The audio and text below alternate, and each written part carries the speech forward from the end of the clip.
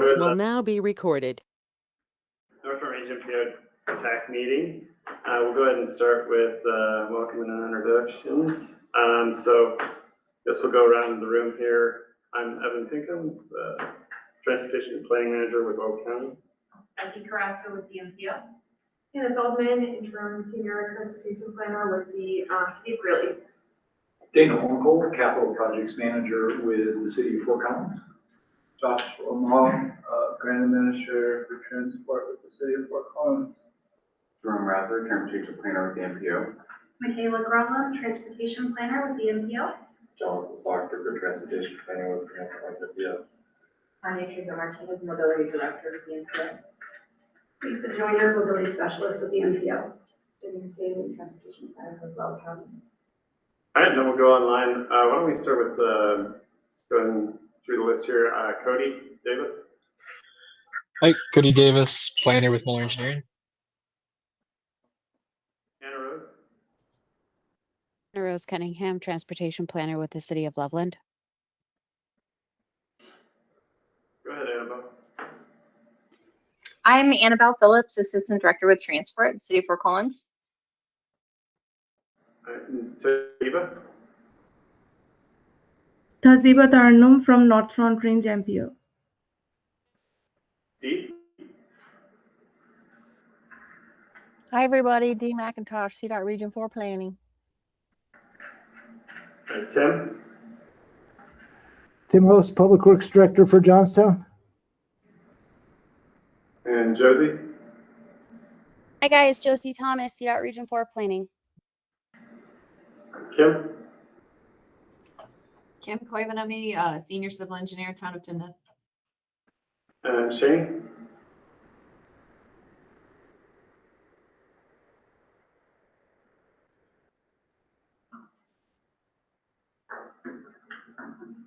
We got Shane Porter with the Town of Severance. Spencer, go ahead. Hi all, Spencer York, CDOT Office of Multimodal Planning. Tom. Good afternoon, Tom Moore with the RAC.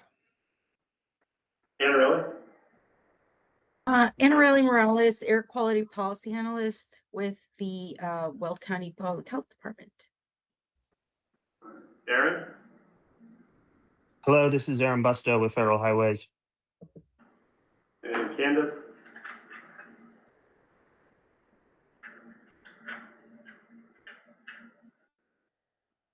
Candace Wolfers. And Desiree, go ahead. Desiree Moore with Drive Clean Colorado. All right, very good. So we do have a quorum. Just move on here to public comments. We give 2 minutes for public comment. Is there anyone in the room or online that'd like to offer some public comment?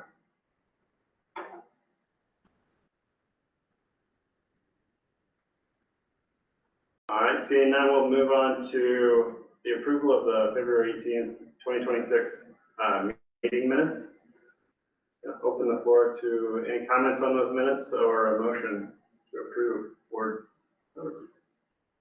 And there is a revised version of the minutes in your handout packet.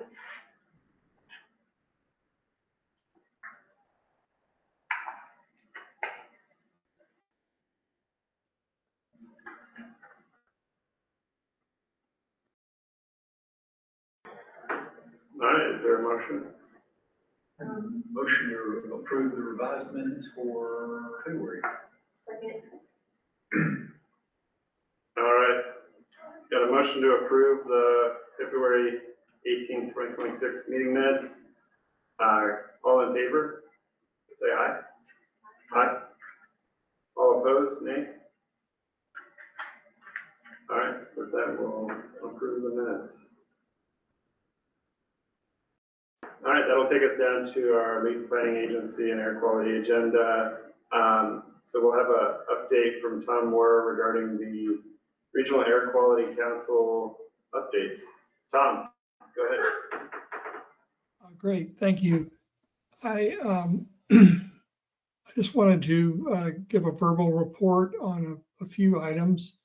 We held our control strategy committee monthly meeting this morning and provided a pretty thorough update on what we're doing to plan mission control strategies this year.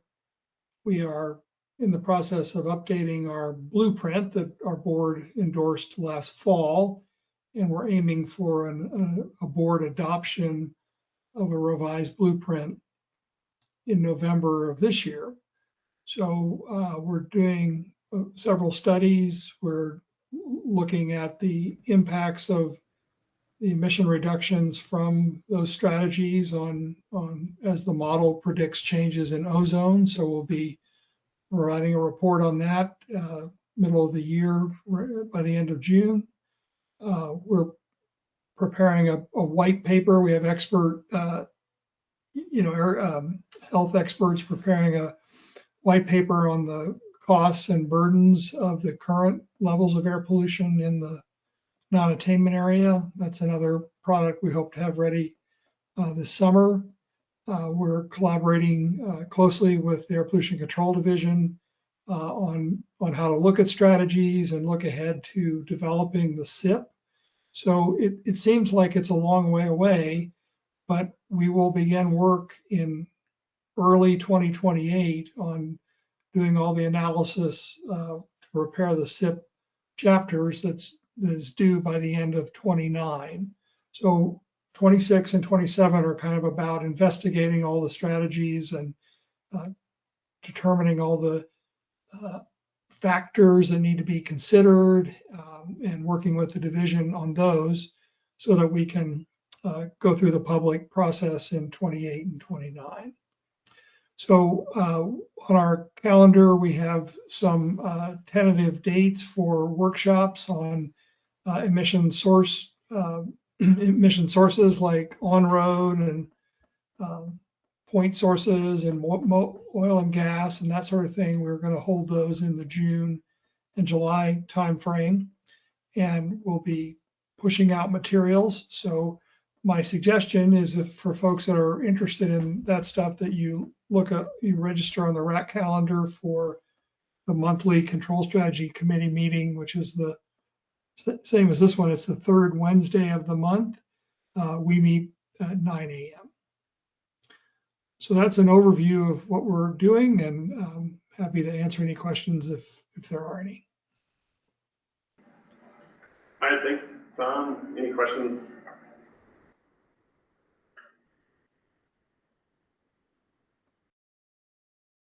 All right, seeing none, we'll move on.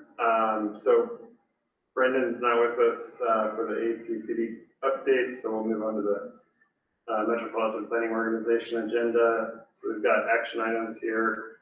We'll start with the 2025 TMO call for projects. Go ahead, Tanya. All right. Yes, we're looking for a recommendation from TAC for the Planning Council to approve the one application that was submitted in the full amount of $399,480 for the grant.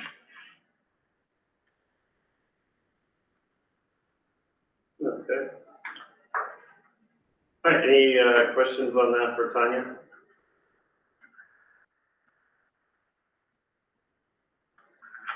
All right, then I'll look for a motion on this. Motion to approve. Is noted. All right, you get it first. Second. All right, so is all in favor, say aye. Aye. All opposed, nay. All right, we'll go ahead and approve that one. And move on to agenda item number 6, which is the March 2026 TIP amendment. Jonathan? All right, hello everyone. The March 2026 TIP amendment includes 2 project additions for transport. The first project is Transport Max Battery Electric Bus Purchase. This project features $4,979,250 of CDOT CTE funding and $533,250 local funding, all in fiscal year 26. This project purchases 3 battery electric buses. The second project is Transport or Transit Operations Program. This project features $2,666,024 CDOT CTE funding and $296,225 local funding, all in fiscal year 26. This project provides operating assistance and rolling stock for transport. The public comment period opened on March 5th and will close, March 5th and will close on April 6th. NFRMPO staff noted no disadvantages and support adding the March 2026 TIP amendment to the fiscal year 24 through 27 TIP. All right, any questions for Jonathan? All right, seeing none, I'll look for a motion. Actually, Motion to approve. all right. Second. Very good. All right, so all in favor, say aye. Aye. All opposed, nay.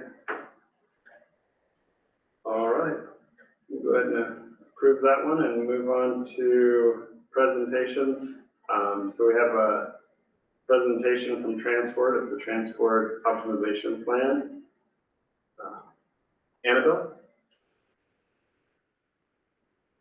Hi, yeah, thank you so much for having me today. I am presenting on our optimization study and the recommended service map that we have. Can I share, or do you need to share? You should be able to share now. Okay.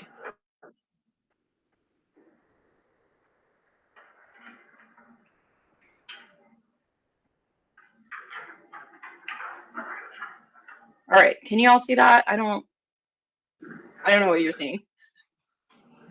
It's just the slides. It's not a presentation.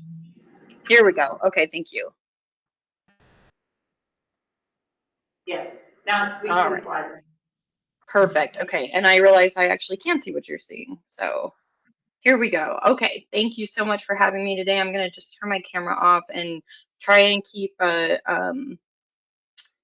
eye on the chat. But if anybody has any questions, feel free to interrupt me and ask at any time through the presentation, or place a question in the chat as well. I'm happy to keep an eye on that. So we launched our optimization plan about a year and a half ago to look at kind of reimagining our transit system and to understand best practices across the country and how we deliver service. Today, see, here we go. Okay, so today we're going to cover the project overview. I'm going to talk about how we developed a couple of different scenarios that we looked at through the project, how we arrived at our recommended transit scenario, what the implications are for paratransit, and then some next steps for implementation.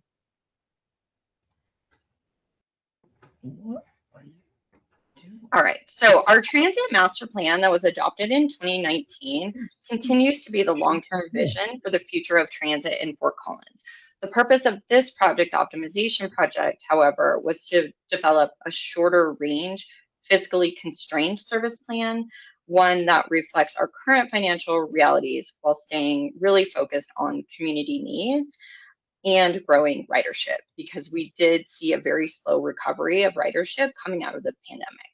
So in developing the optimization plan, we really prioritized maintaining a fare-free system, engaging with the community inclusively, aligning with transit best practices from around the country, adapting our service to reflect post-pandemic travel habits, which we know have really shifted significantly, designing a system that's much easier for people to navigate, and then most importantly, ensuring that the plan is fiscally feasible within our operational budget, which is something that you may hear me say several times today. That was very important to this project. So this slide really dives a little bit more into the financial overview. What we have seen in the research that we did across the transit industry, we found that expenses have grown really dramatically since 2019. Across the country, transit agencies saw between a 50 and 70% increase in their operational expenses. And here in Fort Collins, we're really no different. We saw almost 50% increase looking back to 2019.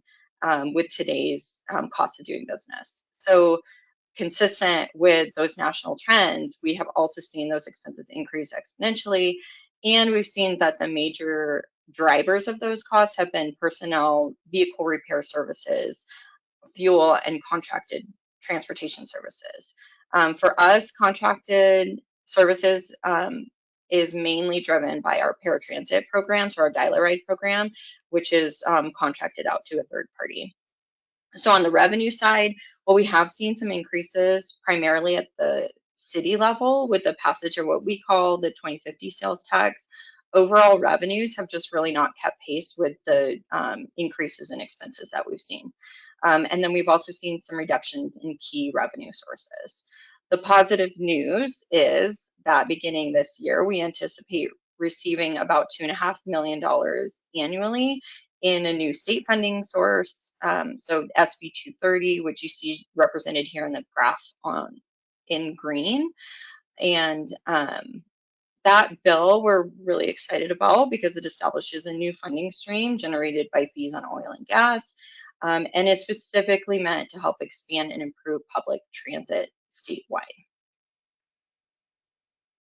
All right, so getting a little bit into priorities. Transit really does remain a key city priority and strategy for achieving city council and community goals. The optimization plan really supports a long-term vision by focusing on efficiency, reliability, equitable access, and we hope lays a strong foundation for future growth within a fiscally constrained environment. All right, so getting into transit scenario development process, we back in, last summer, I guess, started our major push for public engagement by presenting 3 different scenarios, which I'll show you pretty briefly on the next slide. But the 3 key elements that shaped those, the design priorities and principles included feedback from the public, from staff, and from stakeholders, evaluation data that we got from our own systems, such as ridership of the existing routes, highly traveled corridors, and areas with the greatest potential for transit use. And then we also, again, looked at best practices from transit agencies across the country. And we focused on 6 agencies that saw a better than average post-pandemic recovery in ridership. So together, those inputs form the foundation for our design principles. And then over the last 4 to 6 months or so, we've been operationally testing the viability of that network to ensure that it's efficient, realistic, and we can accomplish it within our budget. So we've made some tweaks and some changes just based on our operational testing, and then that has brought us to where we are today. So these show the 3 transit scenarios that we presented to the public for feedback. And as we presented these to the public, we never anticipated that we would end up with like one of these maps. It was always going to be somewhere like a hybrid model in between these scenarios. They were really meant to get lines on the map to present folks a visual like interpretation of what the trade-offs would be based on what the priority was or the planning principles were for that scenario. So the scenario 1 was really focused on travel patterns. So it's focused on high frequency direct routes in areas with the most existing travel activity. And that was all travel activity. That was not just transit. That was, we looked at car travel, origin destination information, just general travel activity across the city. Scenario 2 is really more focused on rider demand. So it prioritized transit reliant communities, equity and access, and it also, you'll see more circular routes and loops in scenario 2 because we were really trying to minimize like the transfers that people would need to make to get from key destinations, which is very different from what you see in like scenario 1, which was more linear, grid-like, really prioritized higher frequency. And then scenario 2 and more so in scenario 3, we got more into microtransit.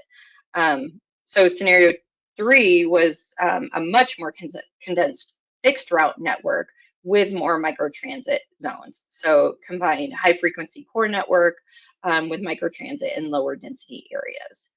These 3 scenarios were shared with the public. We visited lots of boards and commissions, stakeholder groups. We had multiple open houses and different events, attended different events throughout the community to share this information. We also had surveys that were posted online. We had a CSU specific survey as well. And that is how that's how we gathered information to then form our final recommended transit scenario. So moving on to what we heard, like I said, we gathered input from a really broad cross-section of the community. And what we found was that the community really strongly favored frequency over coverage. People said they prefer buses that come more often, even if it meant fewer routes. And there was clear support for transit reliant riders and more simple linear routes on major corridors that were easier to navigate. We also heard from folks that they emphasize the importance of reliability, safety, and on-time performance, along with the desire for more evening, weekend, and connected service. There were also some key gaps that were identified by the community, including along Timberline and then south of Harmony on Trilby. And there was a lot of curiosity about microtransit. People definitely seemed really interested in it, although ultimately were a little more skeptical just due to the cost. So any increase that we saw in microtransit really led to a decrease in what we could provide on the fixed route side. So overall, scenario 1, the travel pattern scenario, was the most popular, followed by scenario 2, which was the rider demand scenario. And the final recommendation really blends the two, focusing on more linear routes that serve key corridors and then higher populations of transit reliant individuals as well. This slide shows the, some of the data sets that we use to as inputs to the recommended scenarios. So we looked at transit propensity, annual daily traffic. We looked at our own routes and which had the highest ridership, affordable housing locations, and then planned our final recommended transit scenario around making sure that we were providing service to key destinations, so including schools, affordable housing, social services, grocery stores, that kind of thing. All right, so this slide really brings it all together. The feedback we heard from the community with the evaluation of our existing system, best practices from peer agencies, came together to form the principles and design priorities that went into not only the final recommended system map, but that we will use in the future as we're evaluating requests for service, or if our funding were to increase and we were looking at how to prioritize adding additional service versus maybe increasing frequency on existing routes. The principles that you see here is what we would use to evaluate those options. So really focusing on frequency, productivity, equity, simplicity, and efficiency. All right, so now we'll get into the recommended transit scenario. And so this shows the map, as well as how the map connects with our previously stated purpose and principles. What you see here is a more lean grid-like system that we hope maintains direct and efficient routing while strengthening our highest performing routes. What's missing from this slide is the frequency information, which I can share if anyone is interested. But we're really looking at trying to increase frequency on routes that serve the highest ridership corridors, while still providing some level of service for like what we would consider more local routes. Now this map is being presented to our city council next week for their feedback, and so we're not considering this to be the final draft until we understand and hear their feedback. So we are still considering this a draft at this time. And then I did also want to note that the initial map that was presented last fall to City Council and that we've been sharing throughout the community over the last 4 months looked a little bit different than this. There were fewer routes, and some of the alignments have been updated since that initial map was released. So the reasoning for that is through a lot of that operational analysis and testing that I mentioned, we were able to divert some resources to preserving 2 routes namely 9 and 6. That was based primarily on feedback from the community, both through like individual residents interactions, and then also conversations with CSU and Front Range Community College and some other boards and commissions really helped us to form this final recommended map. But I do just want to note that like the financial picture hasn't changed since that initial map was released. We just were able to kind of operationalize some of these changes by redistributing resources throughout the system.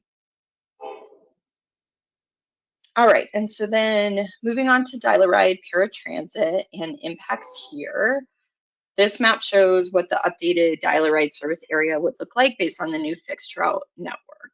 So paratransit service is required to be provided within 3/4 of a mile of the fixed route network. So as the fixed route service map changed, so does the dial-a-ride service area. While the overall footprint is just a little more condensed, there are only approximately 10 current clients that live outside of the new boundary. So for those clients who are currently eligible for dial-a-ride service that would be outside of the new service area, we are going to legacy in those folks. So they will continue to receive door-to-door service to ensure continuity for their service. However, for folks that are not currently eligible for dial-a-ride service, once this map goes into effect, then we would consider the current boundaries for their service. And then for anyone outside of the service area, we also have a dial-a-taxi voucher program. We're going to make a few changes to this program to just allow for a little more flexibility in that, so that for any folks who are affected by service changes, we'll hopefully be able to rely more on the dial-a-taxi voucher program to still have service in and out of the dial-a-ride service area. And then I think just we're coming to the end here. Next steps, we're kind of in this in-between phase of wrapping up public engagement. Like I mentioned, we're going to our city council on Tuesday to present this most recent iteration of the map. And then we're looking at implementing the operational plan across 2026 and 2027. So phase 1 would be implemented in August 2026, and we're talking about majority of the system changes would be implemented at that time. So the majority of routes, service hours, and frequency adjustments. We would end our bus stop to bus stop service, which was meant to be a temporary program that was put in place during the pandemic to meet transit needs for folks who utilized routes that had been suspended. That service is going to end. And then I did not touch on this actually, but we are going to align our dial-a-ride service with our actual fixed route days of operation. So the map that you saw a couple slides ago will only be in service Monday through Saturday. We are no longer going to be providing any Sunday service. So that includes fixed route and dial-a-ride. So that is something that we heard from the community, a lot of feedback around extending service later into the evening, late night service, and then also service on the weekends is really important, which we recognize, and we hope to be able to get back to a place where we can provide additional weekend service, including Sundays, but it's just not financially feasible at this time. So just wanted to make sure to call that out. And then there are a couple of routes, 14 and 18, that have new alignments, and we are pushing back the implementation of those routes to ensure that we can have ADA compliant bus stops in service before we implement those. So that 2027 date, we're not exactly sure what that's going to look like, but we will be doing additional public engagement as we kind of dial in what that looks like. And that brings me to the end. Are there any questions?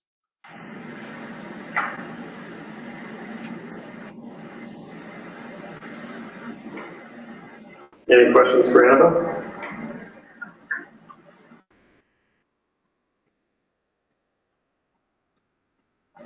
I guess a question I have would be on the dial ride service, you currently contract that out. Have you thought about, I mean, I'm sure you've thought about it, but kind of what are the impacts of bringing that in-house? Are you guys able to kind of look at that option to help to lower some of these costs?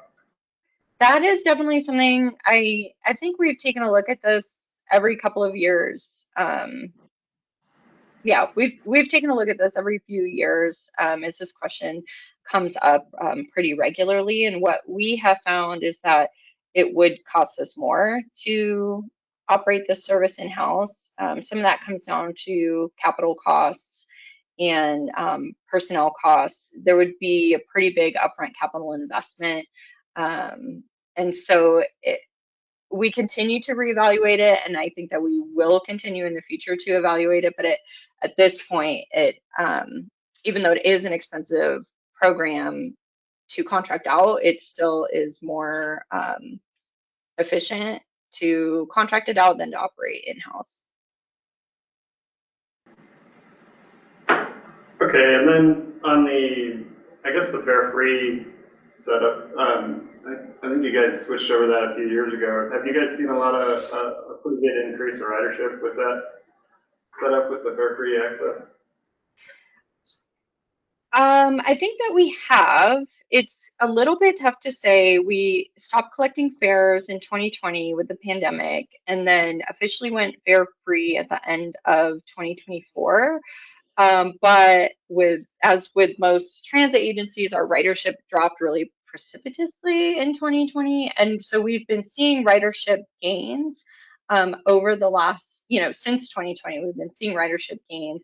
We have seen some pretty good increases in the last couple of years. It's hard to just say exactly whether that is correlated with fare-free access or whether those are riders that would have come back to the system anyway, just as the world kind of started to return to normal. I have a question. Can you explain the Dial-A-Taxi voucher program? What's that about? Yeah, so the Dial-A program has some pretty strict and specific rules around eligible trips and when they can be scheduled. So trips can only be taken within the Dial-A service area and during regular service hours and days, which correspond with the fixed route network. Trips also have to be scheduled with, or more than, 1 day in advance and up to 2 weeks in advance.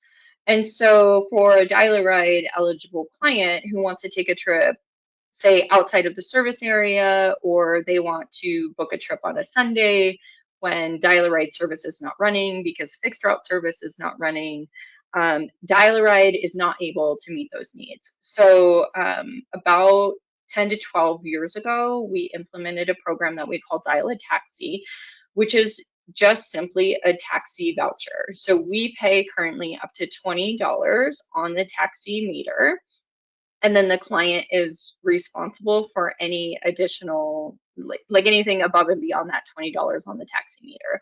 But they can take a trip whenever a taxi is available, right? So if they want to book a same day trip that they wouldn't be able to take on Dial-A, they could do that. If they want to take a trip outside of the service area, say to Loveland or Greeley or Windsor, they could do that with Dial-A-Taxi, which they're not able to do with Dial-A. Or if they wanted to book a trip like outside of a regular service day, so Sunday, for example, they could book a trip with Dial-A-Taxi using that $20 on the taxi meter. We are planning to decrease the amount of the Dial-A-Taxi voucher in the hopes that they will go a little bit longer. They are limited, the number of vouchers that are available per day. This is a grant-funded program, and so we really have to strictly limit it so that we are within the budget of the grant that funds this program. Does that answer your question? It does, thank you. Mm-hmm. All right, any additional questions for Angela? I have a couple questions. So I'm curious how you're going to use your SB 230 funds to increase service frequency or service availability when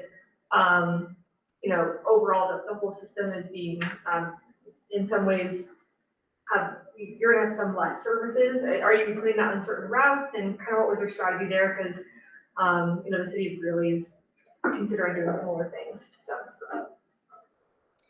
So there's a couple pieces to that question.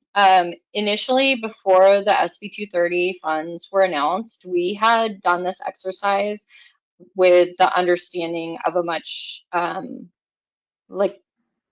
lower annual service hours that would be feasible to operate within our given budget, right? So absent of the SB 230 funds, we were at about 97,000 service hours that we could reasonably operate. So we actually have a map that I didn't share today, but we have a map that we would have implemented if it weren't for the SB 230 funds. So when those funds were announced and the amounts that were that each agency was eligible for, we looked at the optimization plan through that lens as far as, okay, how many additional service hours would this funding allow us to operate? And so we created that second map that was shared with the public. So the original map was never shared, really outside of internal. So we're really looking at the SB 230 funds as this is the additional transit service that we're able to operate given that these funds are available. The second part of that question is there are several routes that frequency will be increased on. And so we really focused on those as well. Awesome, thank you. And then the second question I have is, I know that Transport has an intergovernmental agreement with CSU, and things like Sunday service, at least a few years ago, had been in that agreement. So I'm curious, how do you approach those types of key funding stakeholders, given that some decisions such as Sunday service had to be cut? Do you have less funding from the university now because of that, or did the university say, that's okay, we'll still continue to provide the same amount of funding? I'm just curious. Yeah, we are actually working through an updated agreement with CSU right now, just because our current agreement was at an end. But CSU was a really important stakeholder throughout this entire process. They were on our community advisory board, community advisory committee, and our technical advisory committee. So we had a lot of input from CSU, not only staff, but students and other stakeholders on campus. Thank you. All right, any additional questions? All right, thank you, Annabelle. Well, thank you so much for having me today. I really appreciate it. Thank you. All right, so we'll move on to discussion items. We've got a project scope change request to use MMOF funds as a match for future grant applications from Joshua. Go ahead, Joshua. Yeah, sorry, I don't have my laptop.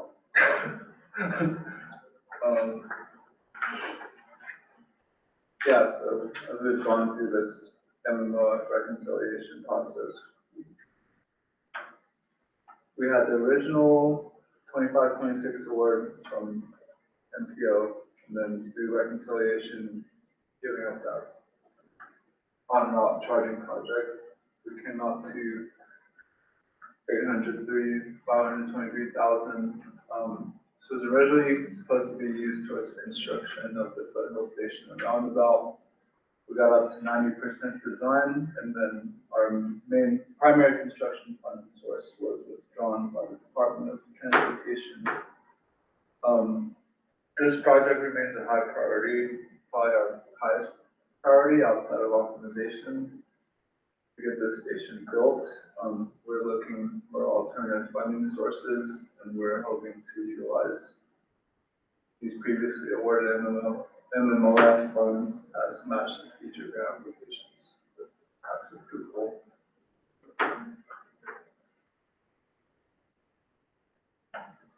So this would be a major scope change, given that the funds were awarded to build this project, and now they're requesting to have the funds be used as match for future grant applications. So that means this would need to, if TAC is okay with this and approves of this, scope change, this would need to go to council for their review and approval.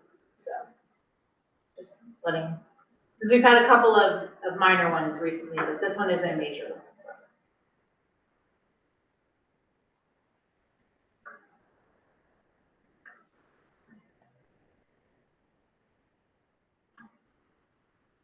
But we would need TAC concurrence to take this to council. I'd say April, probably.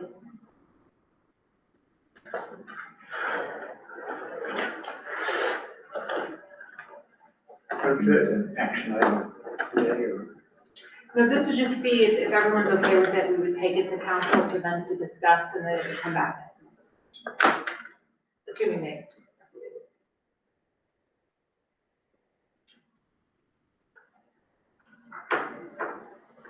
All right, any discussion on this item, any questions?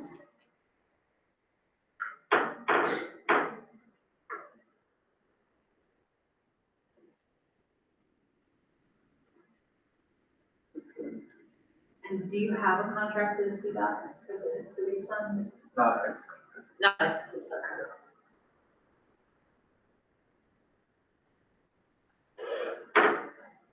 It was in the process of getting executed, and then we had other funding with a different branch of CDOT, and they wanted to combine the contracts, and then during that process, we lost our title.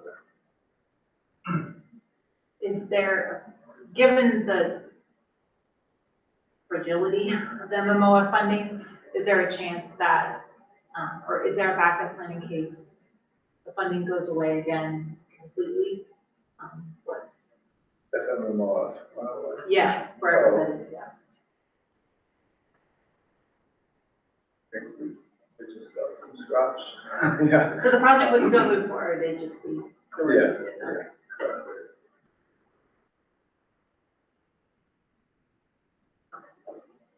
So these were just basically what we reallocated last year, and we obviously allocated then the 803,000 to transport for this project. Do we have that spreadsheet of what we put together last year for the reallocation? Yes, but not. Okay.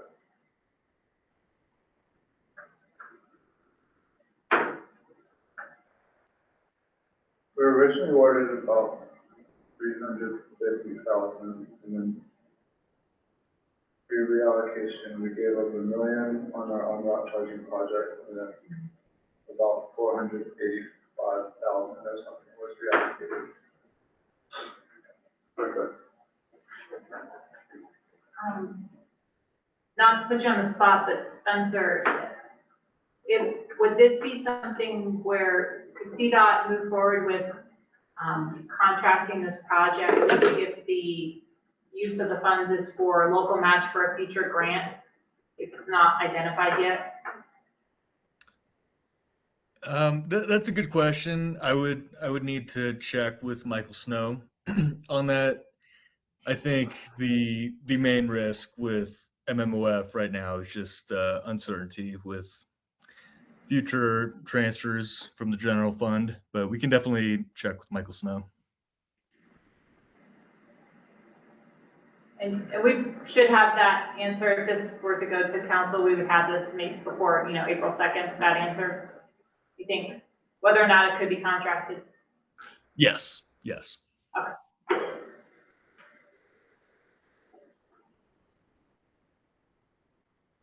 Oh, and go ahead, Andrew. We have a timeline for when we'll know more about like the MMOF like next round of reconciliation? Kind of a related question. I think we're going to need to wait until there's final legislation on MMOF. Until then, we're kind of just waiting and seeing what the JBC decides through all their meetings.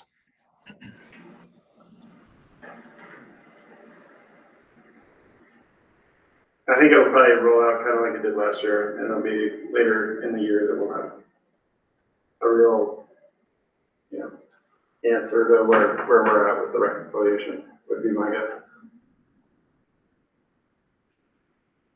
All right, so you're looking for a recommendation. So, yeah, is TAC comfortable or okay with taking this to the council for their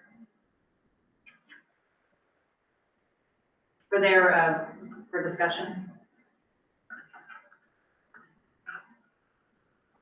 You have to take it.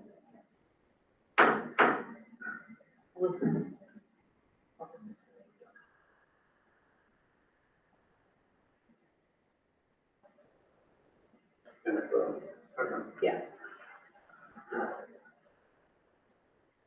All right, anyone like to, I guess, are we doing a motion? Is anyone opposed to taking this to council for their discussion?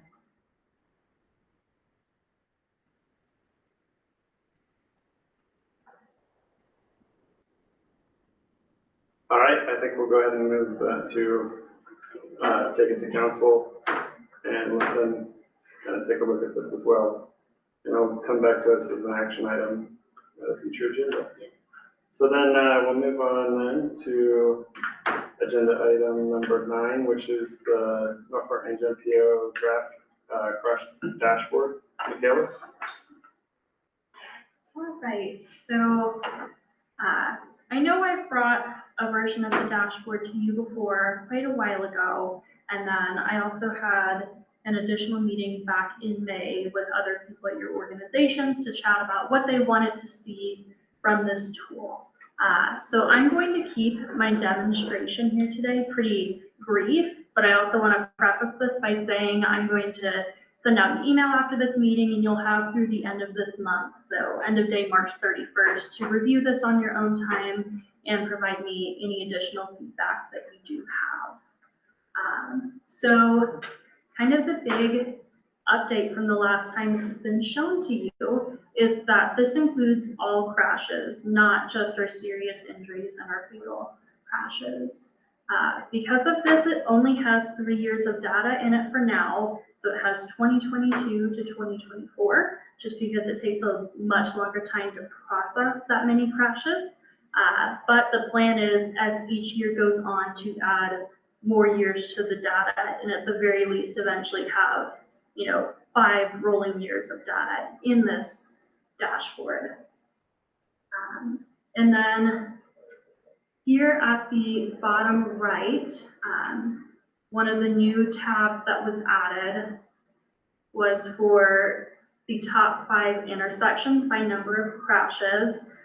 If you've ever used Dr. Cog's crash dashboard tool, they have something similar in here, and we learned just this morning that it's not filtering correctly at the moment, so we will fix that once it's not for public viewing. We'll go back and fix this, but as you filter the data, it should update what those top 5 intersections are for crashes. And then here on the left side are new filters that we have added. We've added filters for our RSCs, so you should be able to select and it'll show, for example, this is only crashes on I-25 right now. We've also added in, I'm sure I'm getting all of them, a filter for construction zones. So if the crash happened in an active construction zone, there's a filter for yes or no. We've also added a filter for a school zone, so the crash happened while school zone was currently active. And then we've got one for crashes within a quarter mile of a school, regardless of time of day. We've added a filter for if any sort of substance was involved, so alcohol or any other type of drug. And then we've added one for if a safety restraint was used. And then we've added one for if a freight vehicle was involved at all. And this is mostly based off of feedback we got on what we want to see based off what we can do with the CDOT data.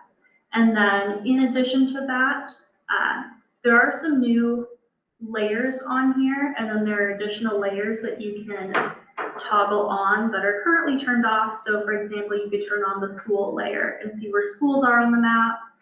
You can also see where the RATCs and RSCs are on the map. You can also turn on frontage roads if you would like. And then this is a little difficult to see with everything turned on, but we also have a layer that has intersections and the crash count within those intersections. I will say that crash count does not update as you filter the tool. It's just the total number of crashes that have happened at that intersection. But if you start to kind of turn some of our other layers off, you can see those a little bit better.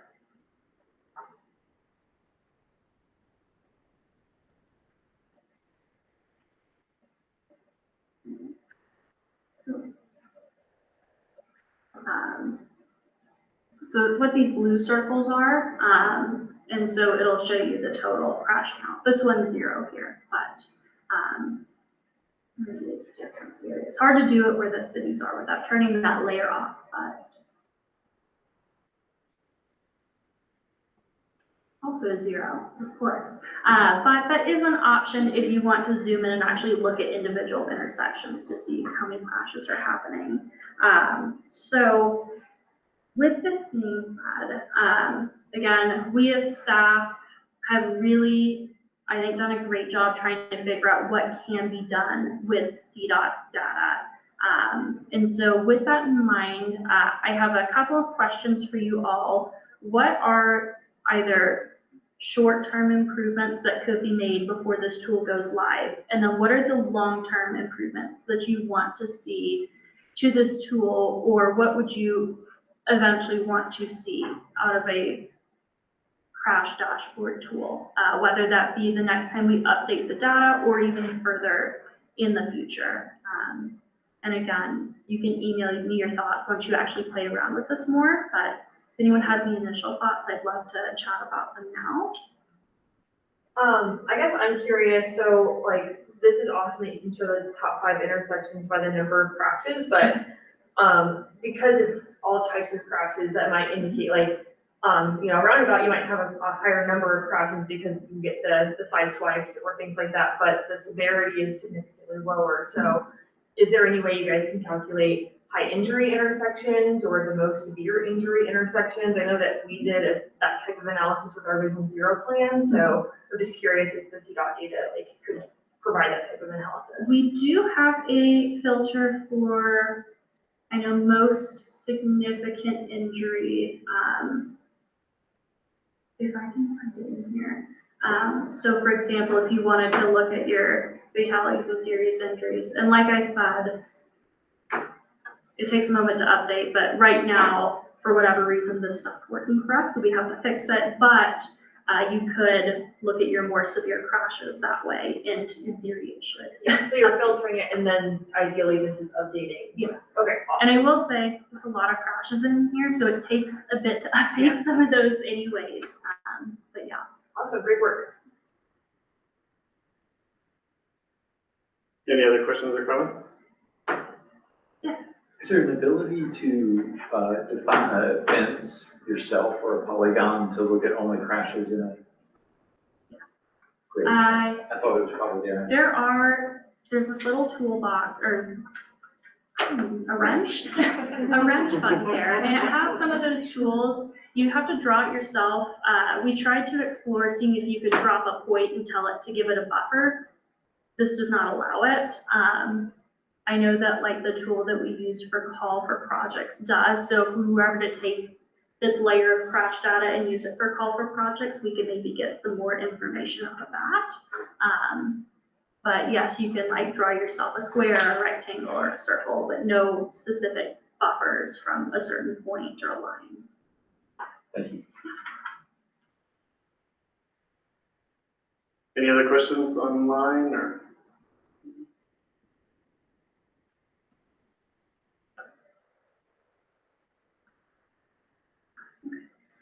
If not, I had one more question for you all. Back whenever at the December Planning Council meeting, when I was presenting to them on our safety performance measures, our council did tell me they are still interested in more recent crash data from our communities. And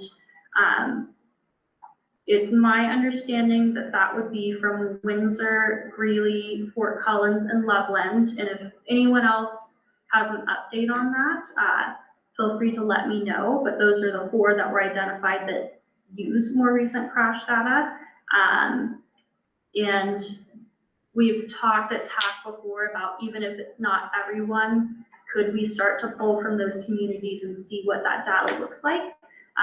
So I am asking those communities that have that more recent data to please share with me who is your best contact for trying to pursue a formal data sharing agreement for that. And if that's not yourself, I will keep you, the TAC rep, CC'd into that conversation. But in my follow-up email, I'd really appreciate if you could share who the best contact for pursuing that is. But I think if there's no more questions for today, we will leave it at that. I will see what feedback I get through email and determine next steps from there. So thank you. Yeah, great work on this. I can tell you guys put a lot into it, and we appreciate it. So I think it's really come a long way, and definitely shows you guys put a lot into it. So very good. Any additional comments or questions? All right, we'll move on to number 10. That's the greenhouse gas transportation report data request, and that's Diva online.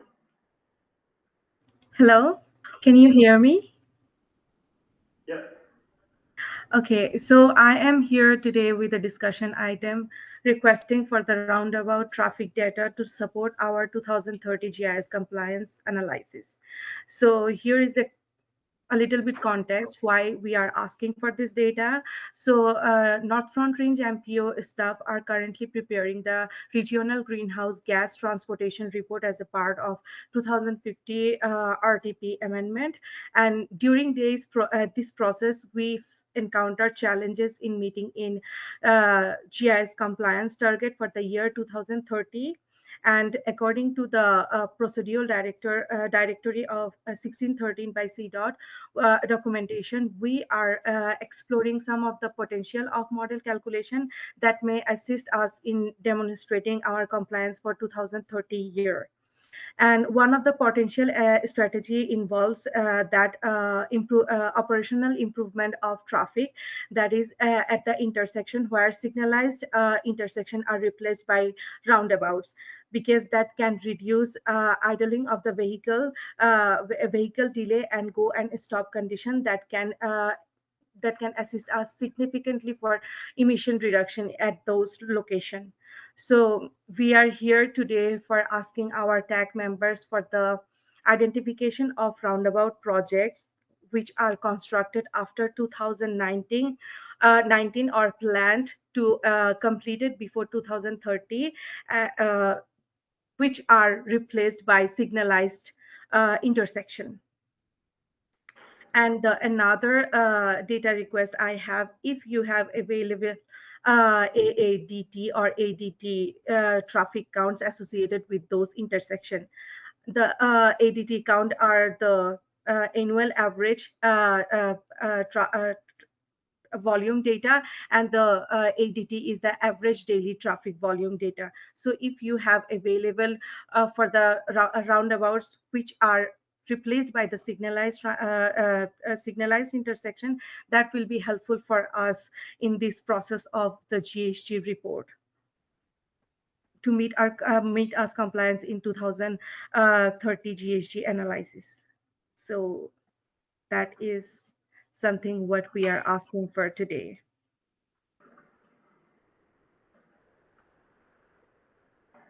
And you will be sending out a follow-up email after this meeting with this request and then the due date, correct?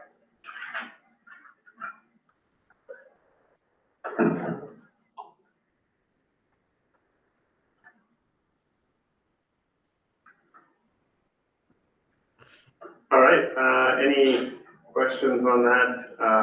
Sounds like there'll be a request for some data. Go ahead and get that. Any questions? All right, very good.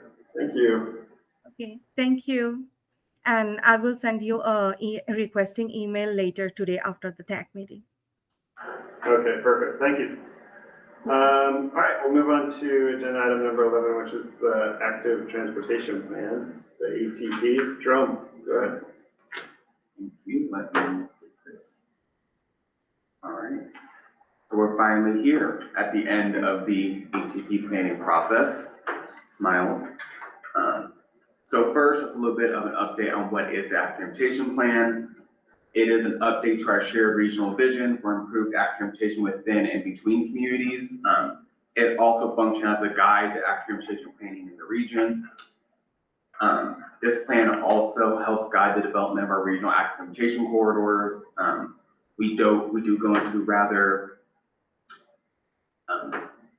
high detail on the RATCs throughout the plan.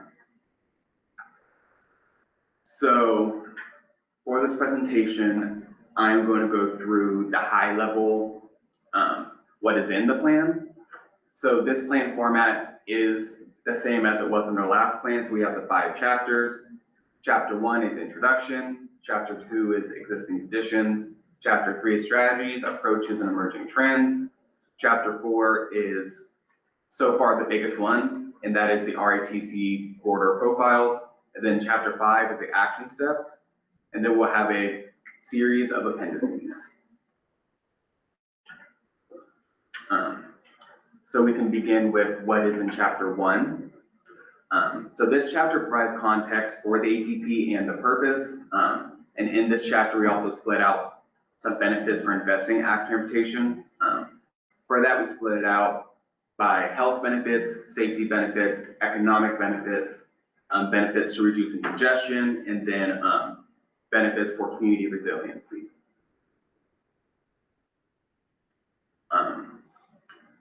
So chapter 2 is existing conditions, and throughout this presentation, I have pulled some things that's currently in the plan to kind of show what it would look like, as well as show some of the numbers that we have in the plan.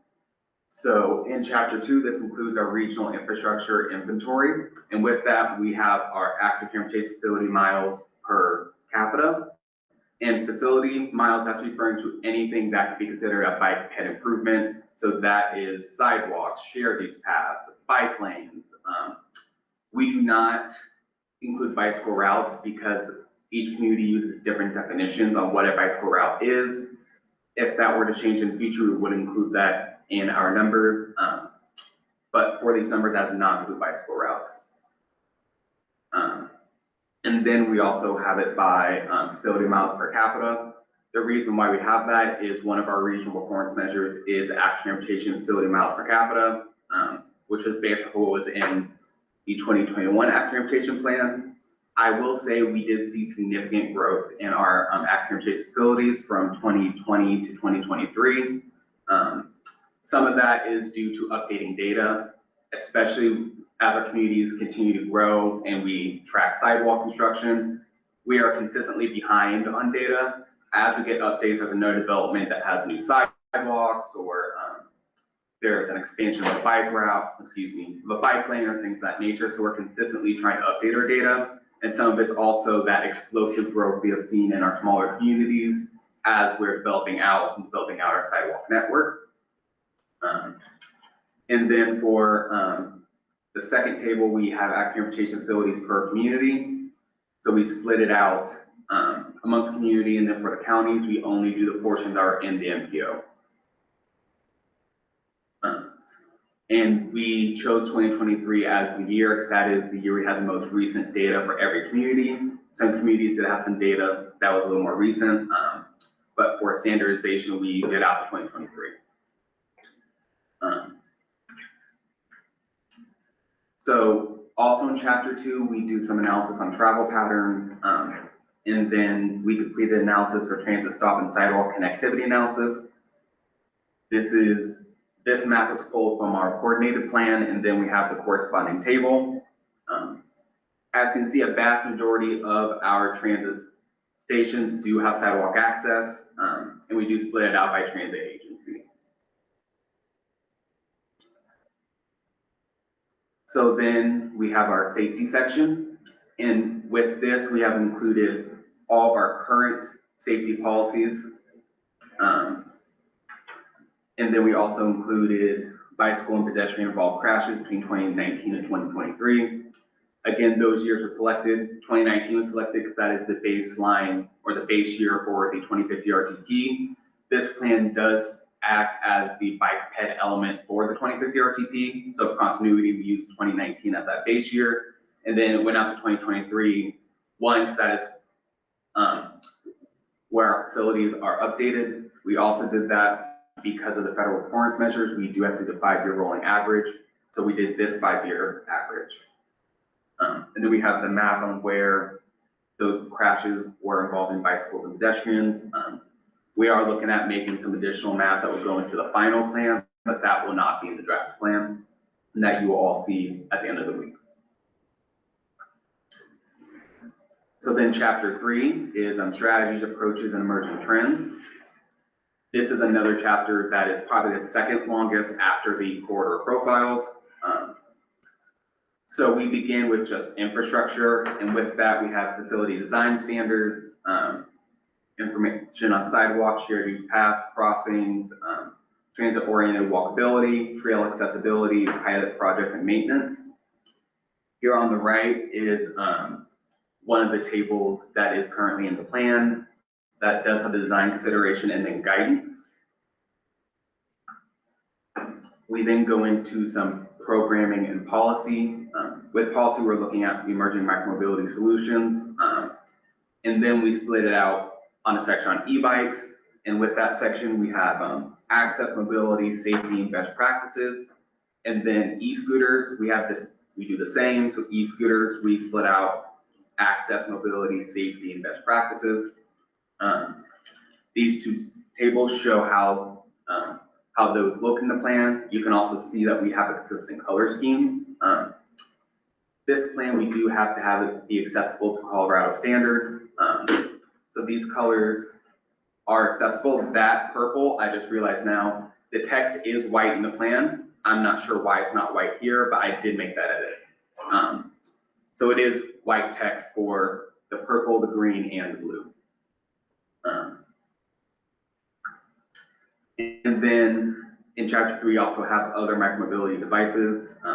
That would be like electric skateboards, which are still relatively new, and things of that nature. We have a very, very brief section on land use and urban form, and then we have some information on complete streets. And again, another example of a table that's currently in the plan. Chapter 4, this is the big one in the plan. These are our regional active transportation corridors. In this plan, this was the first plan that we have done. We have made significant changes to our RATC network. So for this plan, we did extend one of our corridors. We extended RATC number 8, which is on BNSF, Fort Collins to Berthoud, to continue northward, north of the Pewter Trail up to Wellington. We also added a completely new corridor in Weld County, starting at the Little Thompson River Trail just south of Johnstown, following Weld County Road 17 through the Central Florida region and ending at State Highway 14 in Severance. So as part of this chapter, we have crossing considerations, and for that we have 4 different levels. So level 1 is low, level 2 medium, level 3 high, and level 4 is complete grade separation. We then have here an example of what that looks like in the plan. There will be images showing some of these treatments. Did not make in this presentation, but that will be in the plan that goes out for public comment. And then we break it down in the corridor profiles by corridor information, and then we break it out by segments. So this is just an example of what that looks like in the plan. This has not changed in terms of how the corridor profiles are structured, but all the corridor profiles were updated, and then a new corridor profile was made for RITC number 13. So this is an example of what it is looking like. So here on the left is the corridor level information. Each corridor, we have a general description of the corridor as a whole, and then I do link to the planning references. We then have total length. We then split out for on-street and off-street miles. I do want to note the on-street and off-street miles may not add up to the total, and that is because if it is a combined facility, it is counted as both. Combined facilities are areas where there could be a separated path as well as an on-street bike lane, so it functions as both on-street and off-street. So these numbers may not, this total length may not add up. That is because some segments are counted twice as on-street and off-street. We also include population within half a mile for each corridor for 2020 and 2050, and then schools and transit stops within half a mile of the corridor. We then break it down segment by segment. So with each segment, we define what is the extent of that segment, what is the status of that segment, what is the facility type, so is it completely separated, is it combined, or is it on the roadway?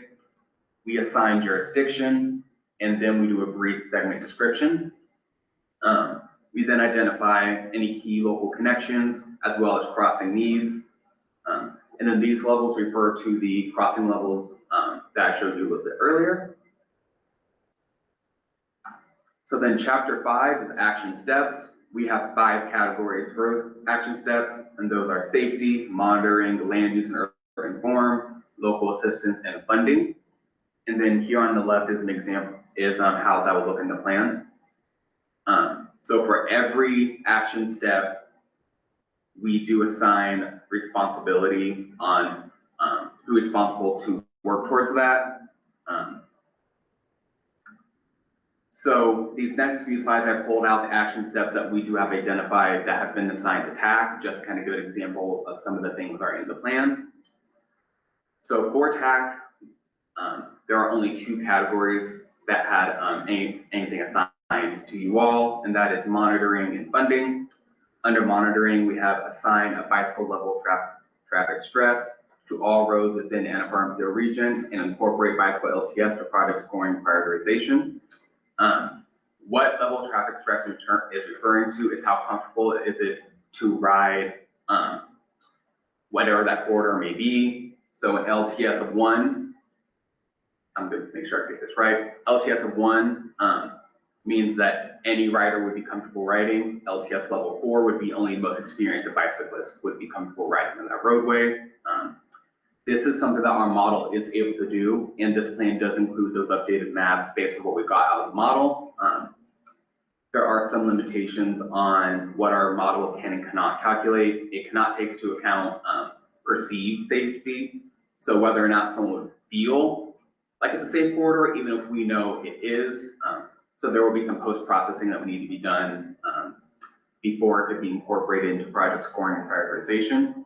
So discussing how that would happen, that's where you all would come in.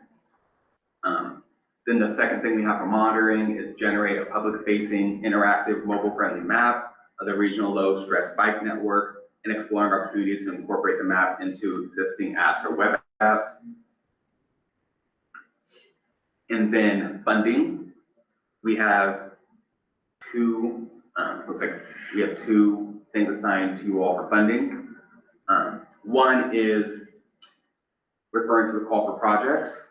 So identifying opportunities to encourage applications representing a more diverse range of project types that are consistent with the intent of each funding program, emphasizing the importance of projects that support mode shift away from SOB travel, depending on funding source, and then vendor aligning funding decisions with NPO target achievements. And this is referring to both our federal performance measures as well as our regional performance measures. For this plan, we're particularly looking at the bike ped regional performance measure. And then continuing to update our RITC 10-year project pipeline with cost estimates to position the NPO region more competitively to pursue response to various funding opportunities. This is something that I do plan on bringing to NOCO back in this year to take a look at, to update prior to the 2050 RTP, and then determine how often we want to go back to both NOCO back in PET and this group on how often we want to update that. So next steps, the public comment period open this week. Currently here discussing this with you all now. We'll be bringing this to Planning Council at the April 2nd meeting for discussion. The public comment period ends by April 19th. I believe that is a Sunday. If it is, it would end the following Monday. So it would be a 31-day public comment period. I'll be bringing this back to you all for action at the April TAC meeting. And then Planning Council adoption is anticipated for May 7th. And then I'd be happy to answer any questions you may have. All right, any questions for Jerome?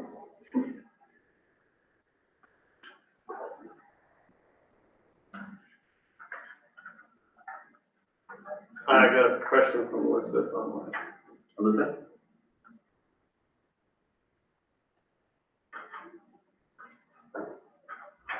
Can you guys hear me okay? Yes.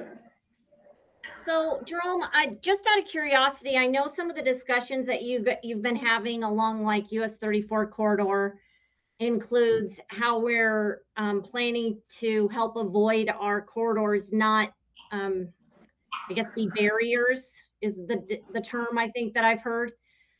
Where in the plan and how in the plan, and you may have this in there, I just, full disclosure, haven't had a chance to read through. How are the communities, how are you guys planning for underpasses as we go through these types of active transportation plan efforts to ensure that we're not, continuing kind of that feel of creating barriers along our corridors? I think it's really important that when we're going through these plans, are our communities identifying future locations from an infrastructure perspective where these underpasses and these connections can happen on some of these major corridors? And I don't know if our mapping or the plan in this process has had that conversation. So I was just curious. Yeah, thank you, Elizabeth. So we do have a map that shows all the crossing needs that's identified by the local agencies. And then in the corridor profiles, let's see, there might be an example here.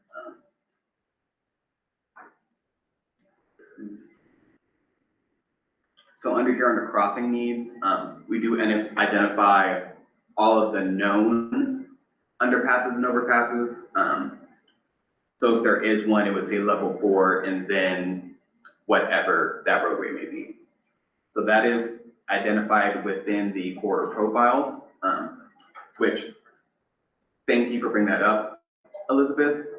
When you all look through the plan, please pay special attention to the RITC corridor profiles and make sure that I represented what was discussed in our individual meetings and that all the data in there is correct.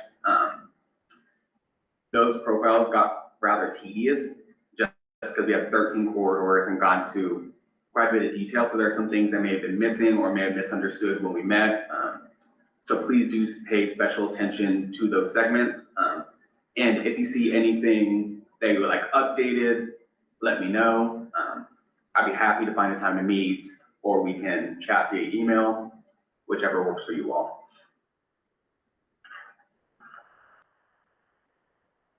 Thanks, Jerome. I appreciate that. If there's communities, and again, I'm throwing out US 34 because we got a lot of communities along that corridor and a lot of construction going on. If there's something in the plan that doesn't reflect maybe a future underpass or overpass, I think these are the opportunities to try and identify that. I'm just gonna, maybe Anna Rose, since you're on, I'll just call you out online. Loveland, like, are you planning for an underpass or an overpass to Centerra South from a pedestrian perspective? I mean, these would be the times in this plan. I think it would be great if we could be identifying those types of, and maybe you guys do, and I want to make sure our plan is reiterating what you guys are already doing. So when Jerome's right, when you guys are reading through here, as if there's new information that hasn't, is in the works. We want to make sure that we're recognizing what you guys are already doing as part of that effort. If there are locations that we're not recognizing that we should be, I think those are the discussions from a technical advisory committee that we're looking for is where does it make sense that we should be planning future underpasses and overpasses to help with our multimodal, connectivity. And that's the feedback that we would really like to hear from TAC, and if we need to have follow-up meetings to do that, our Jerome is going to be super busy with Michaela working on the regional transportation plan. So we're really trying to let the NOCO bike ped group become more of an independent group to help with these types of discussions. So if there's things you want to relay and I'm not sure, I know that Jerome just gave the presentation on that. So I think recommendation wise, they're on board with what's being put together. I just wanted to make sure that the technical advisory committee is keeping these types of things in mind when we're looking at our planning efforts. So I appreciate the work. Thank you.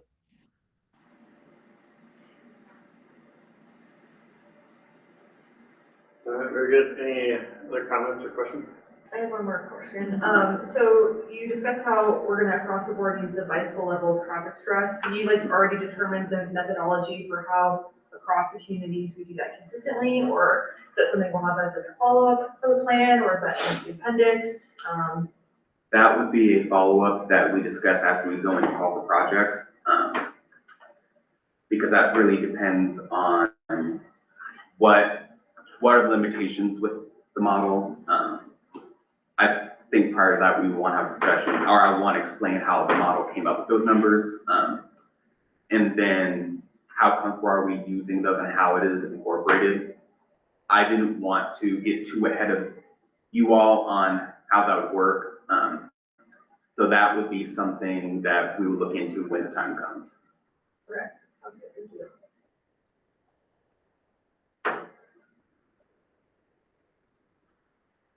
All right, anyone else? All right, thanks, Jerome. With that, we'll move on to outside partner reports. We've got the NOCO Bike and Ped Collaborative. That's a written report in the handouts. Regional transit agencies, any updates that way? We have our meeting next week. I'll have an update next. Okay. Any other regional transit updates?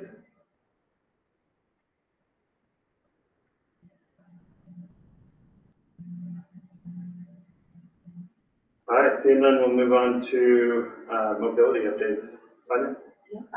Things have been super busy, but very good on the mobility side of things at the MPO. 2.5 months into the year, we've had 142 calls and 2,758 website visits. So we feel like the average is paying off. We're getting a lot more individuals throughout the communities to know about the call center and seeking information and services. Something we're working on is revamping our website. So we're about 50% done with that, with lots of new and fun extras. So once it's done, we'll have a soft launch. We'll bring it in for everybody to see it and play with it, and then we'll do a robust community outreach so that they know about our new website and the advancements that we have. Lisa, you have anything to add? Now we have some events coming up and meetings. So this Saturday, we're going to be at the Fort Collins Winter Farmers Market.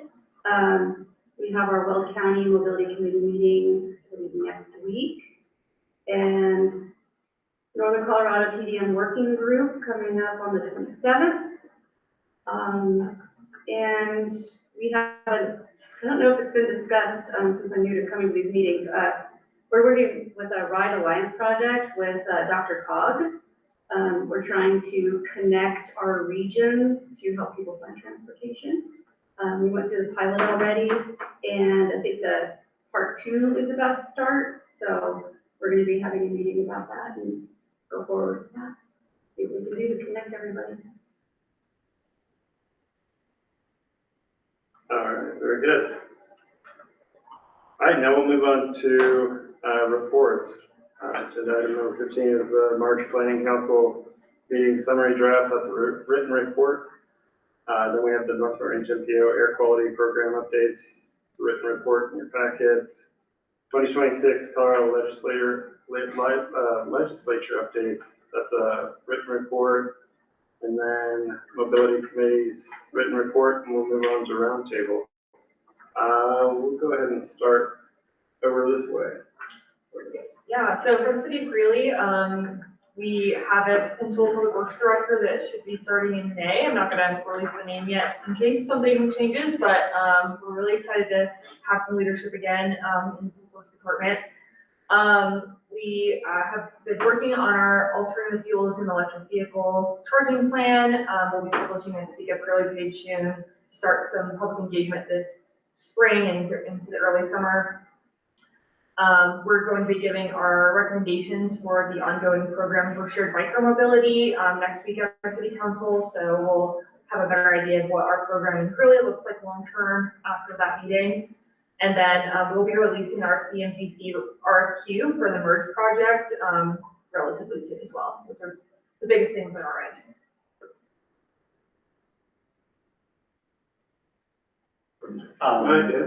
We received our intergovernmental agreement for our 2024 Safe Streets and Roads for All award, and we'll be beginning work on the 3 projects that include that. One was a code audit that is aligning our standards to some of the proposed updates from our plans. The second, or the demonstration project that's included in that, is a potential or a project along Lake Street, which is a city street that is through the CSU campus. That includes the possibility of potentially closing the intersection at Center and Lake Street. More outreach to be done on that. And then the final project is to develop conceptual plans for Harmony Corridor for bike and pedestrian improvements. Could you send the demonstration one to be included in the tip? Sure. And Becky, do any of the other ones need to be included? I forget what our guidelines were. If you could just send them and then we'll double check it. Sounds good.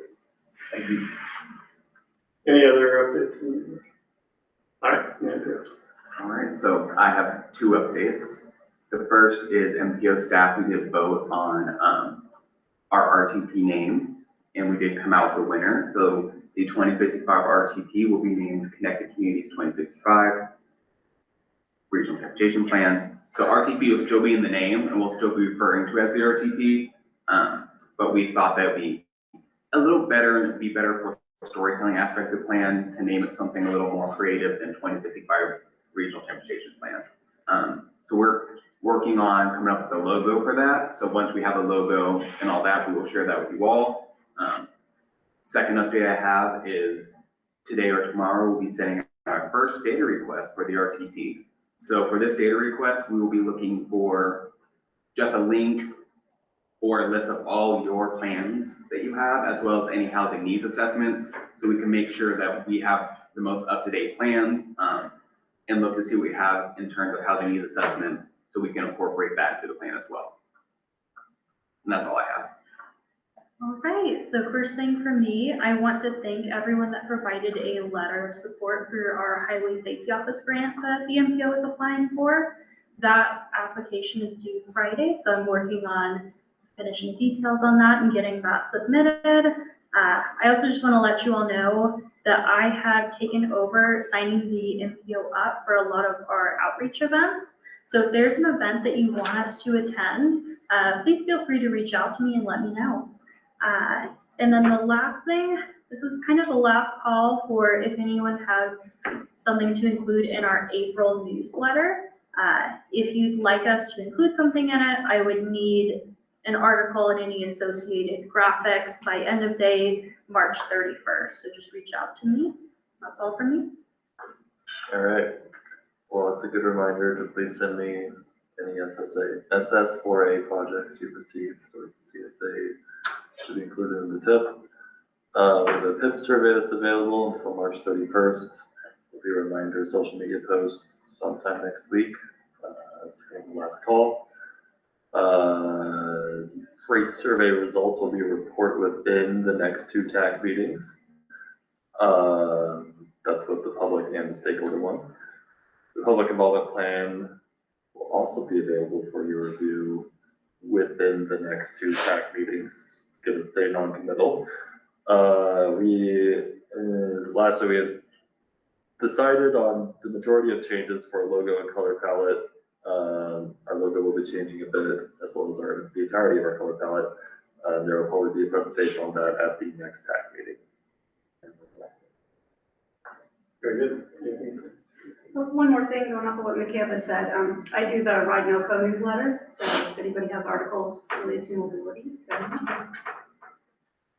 Very good. For Weld County, we are working on our transportation plan updates. We kicked that off. Moving forward with that, looking to kind of go into stakeholder and public engagement. And we'll be going to our board towards the end of the year for adoption. That's kind of the work that we're doing, but our planning department's also updating our comprehensive plan. So they just finished their first round of public engagement, continuing on with just stakeholder groups and different data gathering, and they'll be on that same kind of time frame for approval. And then a project that we're getting kicked off here soon in North Range, in this area, is the County Road 54, County Road 13 roundabout project. This is basically at the county line between Claremore and Weld, and then at basically 402, which is County Road 54 or 37th and Evans. So kicking off that roundabout project, and it's kind of going to be followed up by some more corridor improvements on County Road 54 to the east between our county line and Highway 257. So definitely just a lot of work going on in that area. That's all I have. Yeah. I have a couple of things. The model steering team kickoff meeting will be on Monday, the 23rd. It's a hybrid meeting, so if you are not able to attend in person, please consider joining remotely. I received, I think, from almost everyone who the representative should be, or representatives should be, so that's great. We have the regionally significant corridor workshop also on a Monday on April 6th. That will also be a hybrid meeting, so if you want to come visit us almost 2 weeks in a row, it's also great. So starting next month, TAC meetings will be strictly in Teams. No more go-to. This is the last go-to meeting, and the council meetings will be in Teams as well, starting with the April meeting. And then lastly, Jerome, if you could go to our website, share that really quickly. The NPO applied to the air quality enterprise. So if you go under transportation to air quality, and then the Intermountain, yeah. So we are going to be hosting an Intermountain West, or co-hosting an Intermountain West ozone exchange. So this is the save the date. It just went live today. This has all of the information that we have so far and where the information will be regarding this. So right now, we just want everyone to save the date. If you want to scroll down, there's additional information. Why do we need this exchange? And then what the purpose of the exchange is. And then there will be a call for abstracts later. So we have that information as well. So this is just off of our website. So if you go to, what was that? Can you go back up to whatever that tab was? Sorry. Okay, under transportation air quality, it's the first item there. We'll have a social media post later today, probably. Okay, thank you. So yeah, that's all that I have. All right, very good. Any updates online?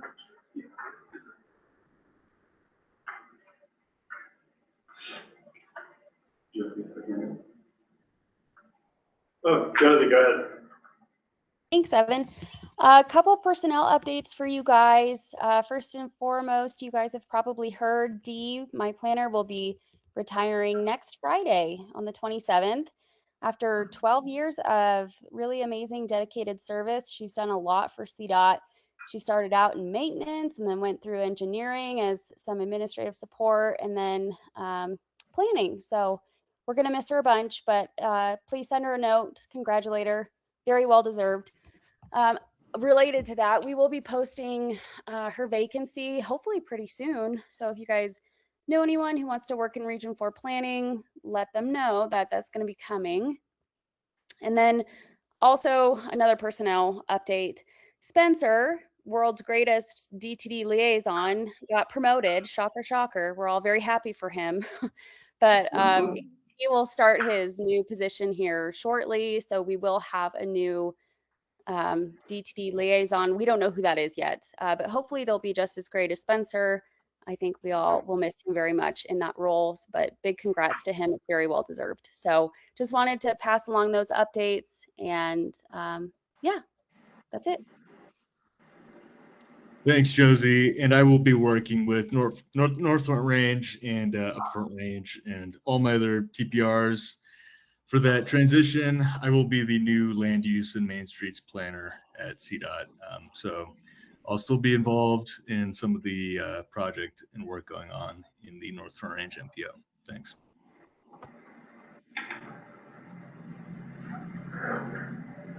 All right, very good. We'll definitely miss Dee and miss working with Spencer so closely, but good updates and congrats, guys. Any other updates online?